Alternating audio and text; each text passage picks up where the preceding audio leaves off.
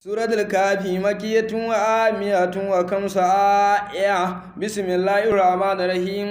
الحمد لله الذي أنزل على عبده الكتاب ولن يجعل له عوجا قيما لينذر بأسا شديدا من لدنه ويبشر المؤمنين الذين يعملون الصالحات أن لهم أجرا حسنا ماكثين به أبدا وينذر الذين قالوا اتخذ الله ولدا ما لهم به من علم ولا آبائهم كبرت كلمة تخرج من أفواههم إن يقولون إلا كذبا فلعلك باكٍ نفسك على آثارهم إن لم يؤمنوا بهذا الحديث أسفا إنا جعلنا ما على الأرض زينة لها لنبلوهم أيهم أحسن عملا وإنا لجاعلون ما لها سيدا جرزا أما حسبت أن أصحاب الكهف والرقيم كانوا من آياتنا عجبا إذا والفتية إلى الكهف فقالوا ربنا آتنا من لدنك رحمة وهيئ لنا من أمرنا رشدا فضربنا على آذانهم في الكهف سنين عددا ثم بعثناهم لنعلم